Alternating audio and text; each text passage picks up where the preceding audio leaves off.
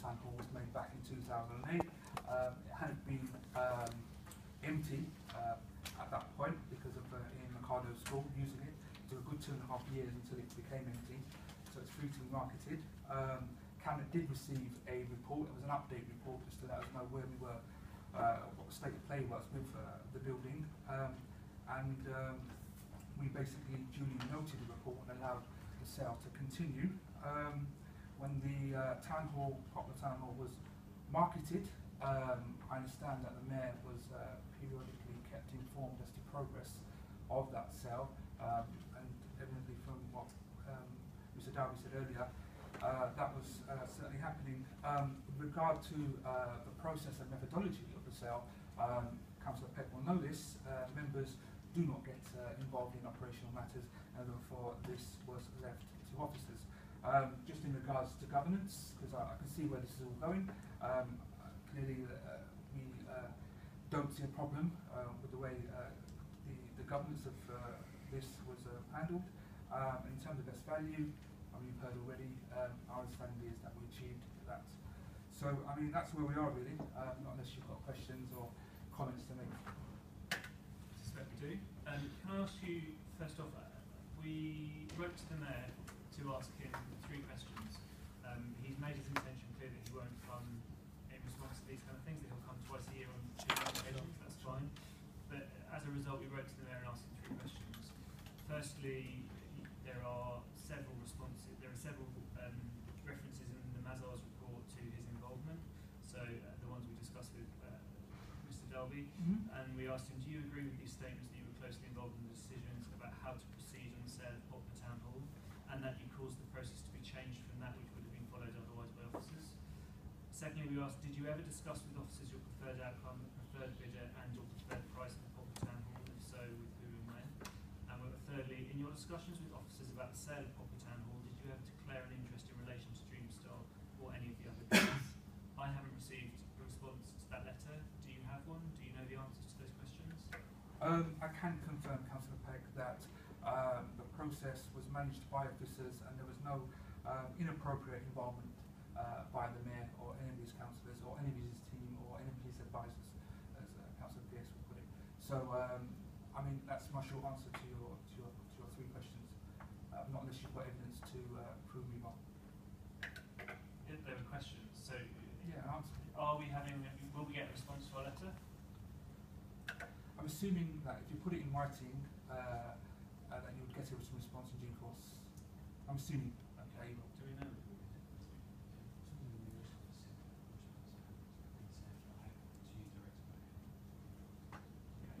All right. We'll check that. Yeah. Okay. Councillor Pierce. Yeah. So in January 2011, you proposed that the proposals were developed for quick sale of Poplar Town Hall and Jubilee Street. Is this correct? I'm glad you raised that, Councillor Pierce. I vividly remember what I said at that point. And I think, in all fairness to the clerk, he might have misunderstood what I said. I recall a conversation being had about Jeory House and the delay that was stopping Jeory House from being sold. Something to do with the new idea store being opened up on the other side of the road, and the fact that we needed to rehouse Tower Hamlets homes who were the current occupants. The point we were trying to make was that Jubilee Street and Jeory House needed to be marketed quickly. We were already updated at that meeting about Woodstock Terrace and the fact that a decision had been made in 2008 to market it or to sell it, and now was the opportunity to get on with that. But clearly, if you look on page 28, and even on the other side, page 29 at the bottom, point 4, it seems to give a different impression. So I think a correction is in order, to be honest with you. You didn't avail yourself of the opportunity to correct the minutes at the next meeting? Well, I don't know what happened back then, so I'm correcting it now for you. So you're telling us it was wrong, you didn't ask for Poplar Town Hall to be sold quickly?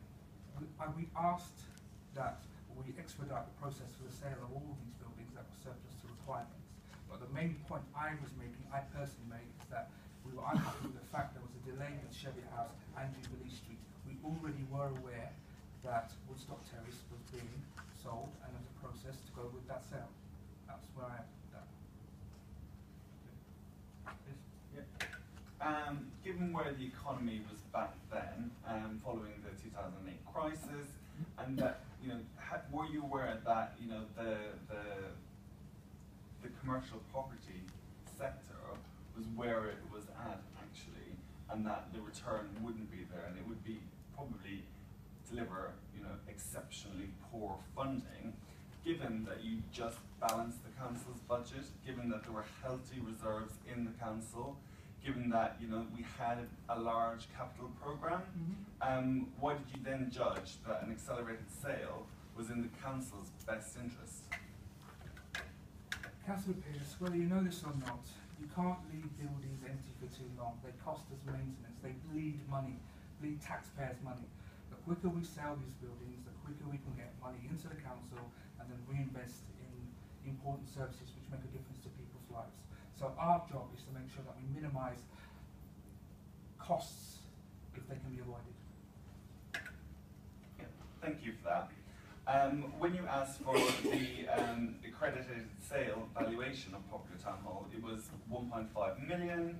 But when the BNP Paribas valuation was of half of that, were you made aware, you know, that you were going to get half the amount of money? I personally wasn't made aware. I don't think it came to a forum where members like myself were told that. But I think the first point I'd make is that I'm not even sure that this 1.5 million valuation is correct. I mean, not unless you can prove otherwise. But wasn't the cabinet decision at the time made based on that evaluation and with that estimate? I'm not sure if it was 1.5 million. That's why I'm questioning it, Councillor Pearce. Yeah, not unless you can prove it otherwise. Well, I think we can because it's in the cabinet minutes. So if you want to have those circulated, okay, fine. then we're happy to do that. That's fine. House officers could. Then I stand corrected. Thank you. But nonetheless, your evidence is that you weren't made aware of that halving of the value of being carried out the valuation. Yeah. Are we talking about an estimate here? Or are we talking about an actual valuation? This well, 1.5 million figure, because I'm really concerned as to the validity of this figure.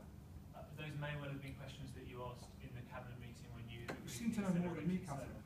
Okay? You seem to know more than me, so I'm asking you the question. I've read the cabinet papers at the time. Whether or not you read them, I don't know. That would be your. Well, I definitely read them. They were in the cabinet papers when you asked for an accelerated sales. My question is, between the 1.5 million on which you may or may not have made that decision, and the 750,000 to 900,000 estimate, were you aware of that change? And you said no.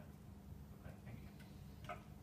So when did you find out about the end valuation? The end valuation? Yeah, so assuming you didn't read the cabinet report, which said 1.5 million, then you heard of the other valuation. When did you find out? When the property was sold, Councillor Pearce, when the property was sold. Do you think that that is value for money, given, you know, such a historic building being sold in the East End of London at that particular time? Given I'm having to move out of a property in 2 weeks' time, which is a 2-bed flat, which has been sold for £400,000 on Bethlem Green Road. Do you think £800,000 is value for money and is in the best interest of this council? Sorry to hear you're having trouble when I'm happy to help you outside of this meeting, but I think best value depends on definition, doesn't it really? Best value isn't necessarily getting the most for a property. Best value can mean a load of things. It's the best use of resources to achieve the best outcomes. And it doesn't have to always be financial. So in the circumstances and based on officer advice, I think we did achieve best value. So what outcome were you trying to achieve in selling this building to this person? To get rid of the building so we stop incurring costs and bleeding money, taxpayers' money. I think that's a good outcome, isn't it? No? Yeah, it may well be. What were the annual costs of running that building? I can't remember off the top of my head. I think I'll have to confer with a colleague or maybe check my notes if I can find something that does it for you. Yeah, so one final, you know, what was the mayor's view on this? You know, what discussions did you have once you found out? And assuming he would have read the cabinet minutes, which said, you know, there was a possibility of getting £1.5 million for this, you know, sale. You know, what was his view that you had delivered half the amount? As I said at the outset, this process was left to officials. It was clearly a commercial function. Property was marketed and disposed of. I don't recall having a conversation about the end game or what we achieved for the property, but we're sure that whatever decision was made in the end was made on proper grounds and was sound. So in your decision making, were you ever actually aware, you talk about the cost that empty buildings bleed money. There's been, for the last 4 years, a third sector response to that in Tower Hamlets. You've heard of property guardians and so on, where people affected by the housing crisis go into these buildings and protect it. Were you actually aware of the costs that it would cost the council to keep it empty for a number of years to ensure that when the property market returned, that you could actually get value for money in regards to the sale? It was difficult, Councillor Pearce. I've been working very hard to try and make sure that we don't waste money and we collect money when it's due. I mean, do you remember in your ward, the Richmond Centre took a soft loan off us of £850,000, which is yet to be repaid. So things like this, things like the £1.2 million that went missing in Roman Road, I've been preoccupied with that sort of work. So I mean, I can go into detail. Councillor Choudhury, I'd advise you to be careful. You know that those allegations have been subject to investigation and that they have been found to be untrue. So I would advise you to be careful in repeating those allegations. I beg to differ, Councillor Peck. I beg to differ. Repeat them if you want. I will, indeed I will. I will. So like I was saying, Roman Road, there is a load of money that has been spent and a lot of questions that need to be answered. And I have the evidence in front of me for the press and members of this committee to scrutinise if they wish. I've got a bit more as well. Yeah, just so we're 100% clear, do you think, as an elected member, you have delivered in your remit for the council in regards to the sale of this property? Have you done everything in your power to ensure that we got value for money? Yes, Councillor. Yes. In short, I believe that the process that we put in place, I believe the officers that we used, and I believe the governance arrangements that we have yielded us the best outcome. So I can say hand on my heart, unlike some other people, that we did the best we could and got the right outcome. Clean bill of health? Sorry? Clean bill of health? I haven't seen my GP, sir. But still, you're entirely happy with it? Absolutely happy with it. Why shouldn't I be? Okay, thank you. Yes? Yeah, that's it, thank you. Councillor Jones? Were you happy with the range of bids that were received for Poplar Town Hall? Councillor Jones, how many times do I have to say this? I wasn't involved in the operational dealings of this process or this exchange. So how would I know? Apart from what I've heard today, apart from what's been bandied about in the press. What was the view of the mayor? I'm sure I said this already. I didn't really consult the mayor. I didn't really talk to the mayor about this. We left it to officers. You never talked to the mayor about it? Throughout the process, it was handled carefully by officers who we believed were doing a good job. So there was no need, was there? What was your view of entering a contracts race? Sorry? What was your view of entering a contracts race at the end of the process? My view of the notion of entering a contracts race is good because it helps the competition a bit, helps to get the best outcome, best result. Nothing wrong with it. It's not a flawed idea, is it? Do you think it was the best result? Well, it was the right result. I mean, that's something that I'll stand by, of course. Did you discuss? No, I didn't discuss anything. I said that at the time. What was the view of the mayor on the contracts race? Councillor Jones, I've answered that question already. I haven't spoken to him about it. You understand why we're asking. The mayor doesn't want to come and answer questions on this to us. You are his representative on Sure. the purpose of this. Sure. And yet your response to us is you haven't spoken to him about it, you don't know what his view is. But Councillor Peck, I've said from the outset that this is an officer-led process. This is procurement. This is a tendering process. This is commercially sensitive. We leave it to officers. We don't, what he was talking about with Mr. Dalby and his one-to-ones is his business. As far as we're concerned, it was something that we agreed at Cabinet and something that officers were getting on with deliver a result for the council, really. You accept that the evidence from the Mazars report is that there was a significant amount of interaction and indeed direction from the Remind me mayor. what the interaction was again, please. Well, at least one officer is saying that the instruction to go against council procedure has come from the top. Another officer minutes in a formal council minute that the decision is waiting on a meeting between Mr Delby and the mayor. There is significant reference in the report to the fact that the mayor had a pretty controlling influence in that. Sure. And that, were that to be true, would be something we'd be interested in Yeah, understanding. of course. You're telling us that it's not. Is that Of right? course, it's like the Mazars, Phil Sackley said earlier, if there's any impropriety or any dishonesty or fraud, I think this would have been up in Scotland Yard by now, wouldn't it really? And you've already had the answer. There was nothing irregular about the mayor's involvement, especially when you're talking to Mr Dalby in his one-to-ones. As for this memo that you're talking about, this note from an anonymous senior officer, I'm still struggling to find out if that's true or not, or whether that's really has any substance. Well, the officer's not anonymous. Yeah? Really? Well, the report doesn't name the officer, but the There you go, officer. it's anonymous, isn't it? Well, let's You know not, something that we all don't. Let's not debate the difference. I won't, between because I know anonymous means. what I am Fine. on this. Did you know any of the people who submitted bids for? Absolutely, categorically no. Really?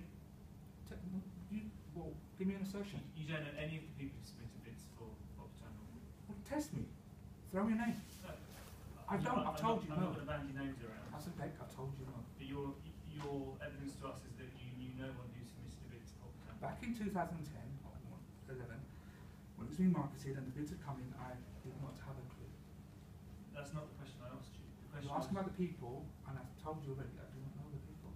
you don't know anyone who submitted. Well, give me a name, then maybe. Well, there might are jog a memory. names. There is a clear allegation in the media Yes. that someone pretty closely connected to the mayor and the mayor's campaign ended up purchasing the Can't use the media. In the media, they say that you've cost the council £26,000 recently for rejecting Love Box's licence, which they got overturned in council in court.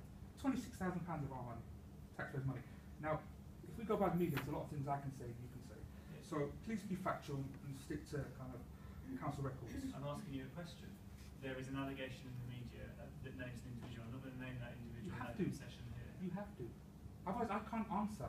Councillor Peck is like sending me into a dark room to kind of, Okay, we'll go into closed session after this, and we'll You ask don't you need to. It's public. I think Ted has every right to know. I think you should give us the name and then test me. Then I can answer properly, can't I? Mr. Galpin, are you happy with us talking about individual names of individual bidders? What's the problem? I'm concerned about it in open session, only because it's the personal data of a third party. I don't know who the third party is, and so for that reason I'd be concerned about the fairness of it. But he's concerned it is not illegal, and I think journalists here have a right to know who this individual is. And then I can answer. It might be music to your ears, Councillor Peck. We don't know. I'm asking you a general question about whether you knew, When you ask whether me you general- know any people who bid for Poplar Town Hall. You said no repeated, that's fine. We will take that answer from you. No, but you seem to know otherwise. You seem to be probing me, thinking that you might get a different response if you chuck a name at me. So maybe you should chuck a name at me. Given what I've read in the papers submitted to us, given what I know, I am surprised that that's your evidence, but we will leave it at that and take it at face value. What kind of interrogating is that? Do you know whether the mayor knew any of the people who bid for Poplar Town Hall? Give me the name and I'll tell you. No, I'm not. Give me the that's name, not- I'll tell you. I'm asking, did the mayor know any of the people who bid for Poplar Town Hall? As far as I'm aware, no. As far as you're aware, the As far as mayor I'm knew no aware. one who bid for Town Unless you give me Poplar Town Hall. specifics, Councillor Peck, it's very difficult for me to answer that We'll question. go into closed session and we'll use some names then. Okay. Right. Fine. Did you declare any interest in the process? I wasn't involved in the process, apart Okay. from the decision-making part, in cabinet. Fine. Did the mayor declare any interest in the process? I'm sure he would have if he had an interest. That I'm unclear about. I have to check To the the records. best of your knowledge, did the mayor declare any We'll have to interest? check our records. Okay. Are you happy that a building sold for £875,000 could now become a boutique hotel worth millions of pounds? Can you repeat that so fast? Are you happy that a public building that sold for £875,000 could now become a boutique hotel worth millions? I mean, I'm not sure if I've got an opinion on that, really. Thank you. Any other questions? How many one? Councillor Choudhury. No, that's the question. You made references that the 1.5 million was an direct asset estimate. Maybe, I don't know. Yeah, on cabinet meeting it was an estimate. That's been noted and that's been written down. At some point, the value of BNP or Paribas, they've said it was up to 950, whatever it was, 8 to 950. When that was eventually banded, was there no questions asked why the value was so low? I know the officers made that decision at some point, cabinet or even the mayor or someone, I can't believe that cabinet didn't know that this building was going to be sold for X amount of pounds. Below, even if it was an estimate, not a valuation, that, okay, what is the reason why it's so much off the mark? Even if it was a simple answer, that was just an asset, that was just an estimate that was plucked from the air. But was that question never asked? Why are we selling it so cheap opposed to what the estimate? Regardless of whether it was a valuation estimate or not. No one in cabinet or even the mayor never even Come back to phrased cabinet. it. It didn't really come back to cabinet after it was sold, did it? So we had the update report in early January saying that it was something that was ongoing that needed to be progressed. And officers would do that. And officers would report to the mayor at given points in time. So. And the mayor didn't, when that original one in January, that valuation for Paribas would have been there. That valuation would have been given. I know. With all due respect, I think I've answered this already. We were satisfied that the decision made by officers on the basis that they made those decisions, that decision was good enough for us. We were satisfied. Therefore, we did not question. How closely does resources and development work together, given the fact that they work, well, they should be working in tandem? How closely do they work together? I mean, there is a relationship, Reverend. Resources and asset management work very closely together, especially when it comes to disposals, because disposals yield money, and money comes into our coffers, which then forms the budget or kind of the financial activity that we have at the council. And there is clearly work that goes on between us, especially when it comes to the capital programme, when it comes to the budget itself. So yes, we have a hand in glove relationship. Okay, so given that your submission, isn't there the necessity to ensure that it was a true value for money? Because you said you didn't know about it, you didn't hear anything until now. No, but there has to be a degree of trust. Yeah? These are our officers, these are experts, these are professionals. We rely on their advice and guidance. We have our political knowledge, we have the grassroots intelligence that we bring to the table, but ultimately it's about working together with these officers to come to an understanding. And I believe we got there. I'm not always going to, I mean, our job is to challenge officers as well, don't get me wrong. We're elected to advocate, represent our communities and challenge officers when the need arises. But I felt that, the work that they'd done was robust enough and got us where we wanted to be. Otherwise, the building could be empty still right now, bleeding you hundreds of thousands. With that answer, that's the reason why I was asking, where resources, as an elected member, I find it quite disheartening that any councillor wouldn't challenge their officers with reference to the price that they were selling it for, marketing it for, based on, historical estimate. Even, this 1.5, okay, it was a guess estimate, but it was out there. That's what the cabinet decision was made on to sell it. Now, when it came as a resources cabinet lead, I'm not sure if he was there at that time, I'm sure you've been resources all along. That in terms of, it was 1.5 million, why is there discrepancy there? That's a simple question to ask. No, it's a simple answer to that. The answer is it was but what's the question asked? It was a guesstimate of 1.5 million. At the time, the market determined that you weren't going to get that. You got your £801,000. That wasn't because officers didn't try, or the process was flawed, or anything else. Everything was there to ensure that we'd get the maximum. Clearly, we didn't achieve the 1.5 guesstimates. But what's the question asked? You keep saying guesstimate. Was the question asked? It was cabinet 1.5 million. Why is it being marketed? I can understand if the answer came back that was a guesstimate, and that's the answer. That's fair enough. Let me put it another way. Yeah. But you keep saying that the question wasn't asked and you didn't know. Okay, let me put it another way. Say we've argued and said, look, this isn't enough. pull it from the market again, and we remarket it or value it and put it up there again, it doesn't really help our situation, does it? Does it? And given that officers have clearly demonstrated that they had tried to get us the maximum value for that property, and the circumstances in which we found ourselves at the time, we felt that would suffice. You keep on asking me about questions. I mean, we can question. With all due respect, with 2012 coming up, we had this, in 2008 there was a policy of this being a hotel. This was marketed as an educational with a B1 use, which wasn't a hotel use. I can't believe that there wasn't anyone that asked for a valuation of this being changed to a hotel, what the valuation would be. I'm not sure whether Paribus did that, That was in the after the fact, valuation. though. That was No.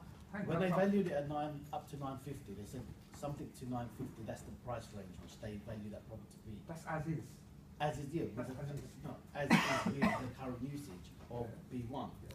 With the Olympics that was just round the corner that we're having, did no one ask, well, there was an element of this in 2008 when it was marketed having a hotel bid. What would the cost be if it was a hotel use? Well, first of all, I'm not sure that officers preempted that it'd be a hotel or a boutique hotel at that time, the sale. When it was marketed as a former town hall which had a range of potential uses, the educational community is one.